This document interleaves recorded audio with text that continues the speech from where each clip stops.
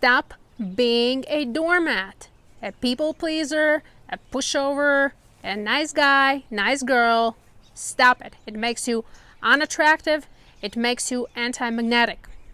Hey, my name is Dee. This is Living on High Vibe, and I help people raise their vibration in their daily lives. As you watch this video, if you like it, feel free to subscribe, click the bell notification, like the video, comment, all the good karma stuff. So let me bring this point home. Why is it not beneficial for you to be a people pleaser? So let's talk about some examples. And the first example I'm going to give to you is a situation when you're a pushover. You do whatever somebody does because there has been a certain dynamic in place for a while.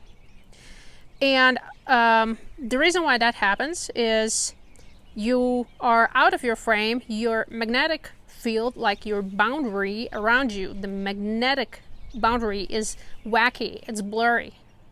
And because of that, people sense it.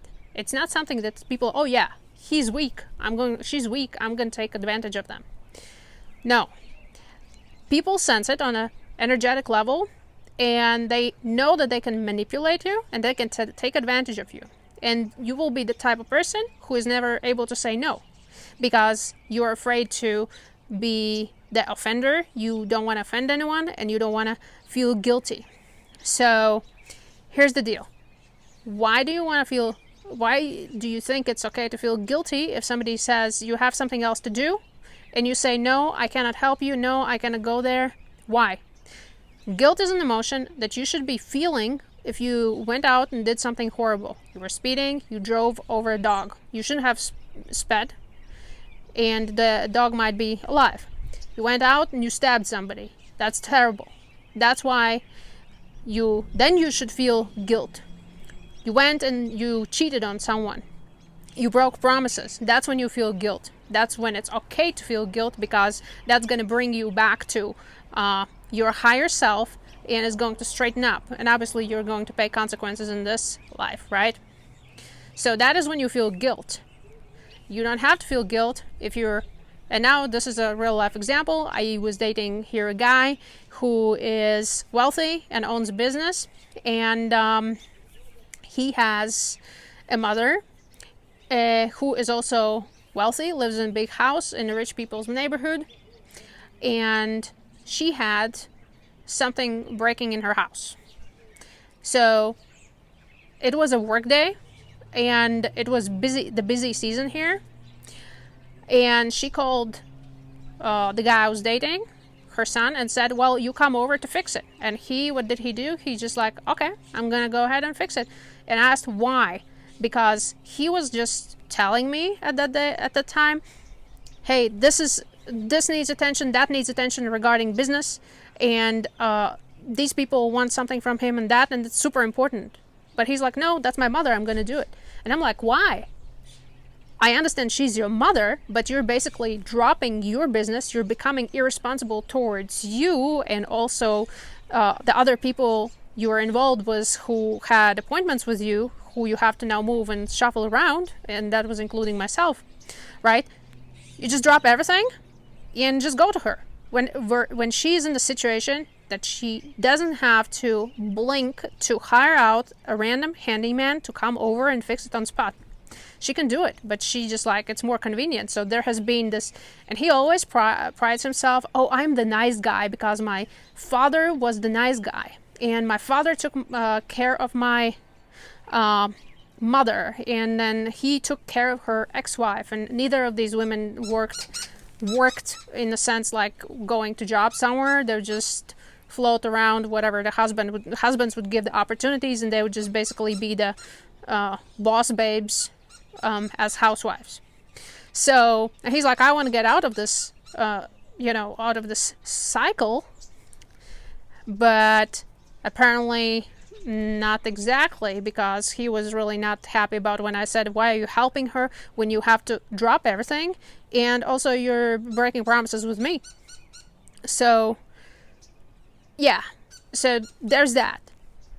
if you are in this kind of situation where the family dynamic or also friend dynamic has been that way, that there's this one person who has to drop everything and help, or because some people feel entitled to be helped, you need to learn to grow some balls and firm up your boundaries. So the magnetic field has to not be wobbly and wacky like a foam type of thing. It has to be a straight line, surrounding your body. And you need to say, sorry, I'm not able to do it. If they don't fix it today, I maybe can look, and then you enter when you have time to actually do it. So the thing is, if you're the nice guy, nice girl, what happens, you're going to be taken advantage of, and you will also self-sabotage.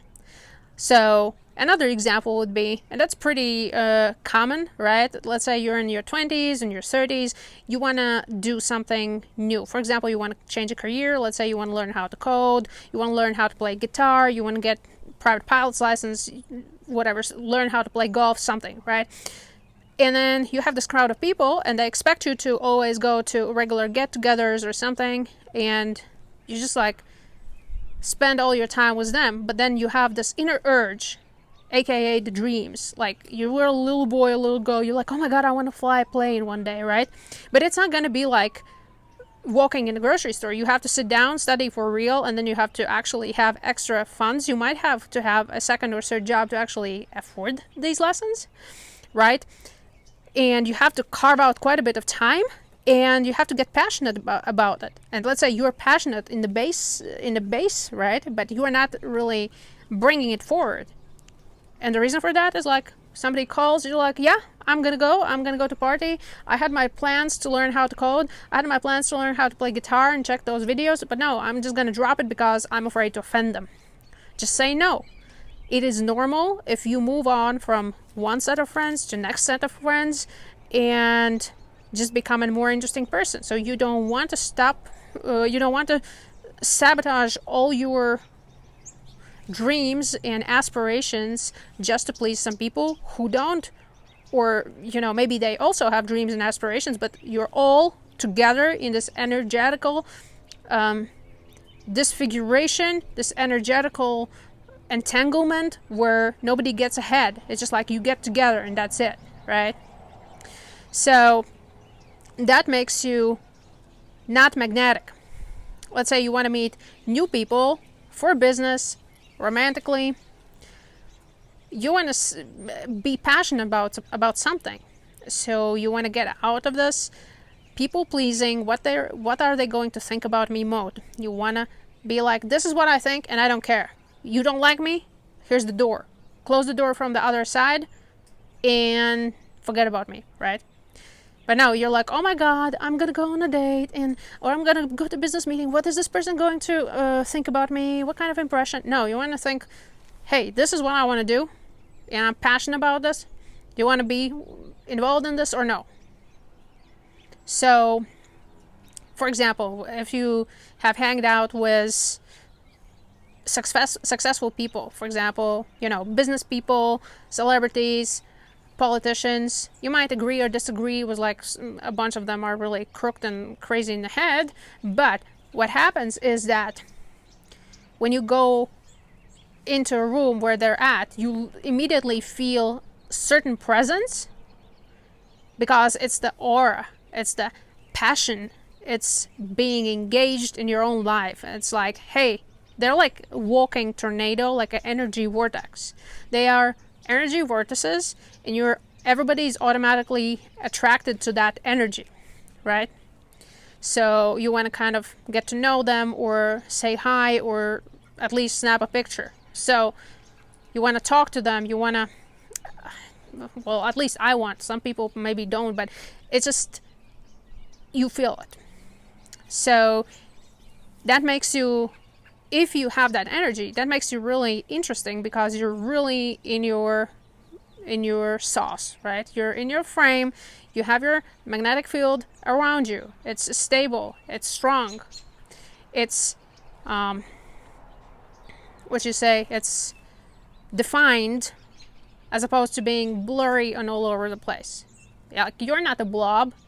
You don't need to be a blob.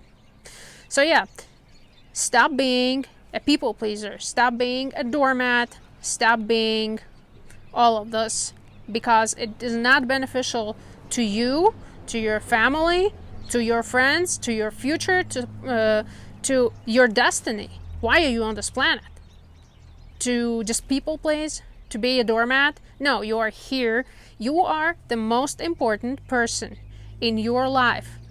And if you are not happy with yourself, hey,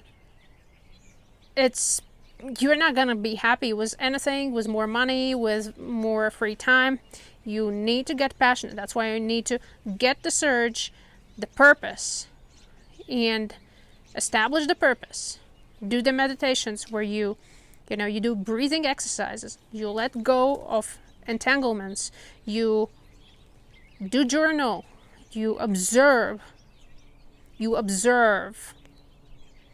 what's going on, how you have been acting, thinking, feeling, all of it. And then you need to do meditations to let go of it and find new ways to be, to act, to think, to talk, right?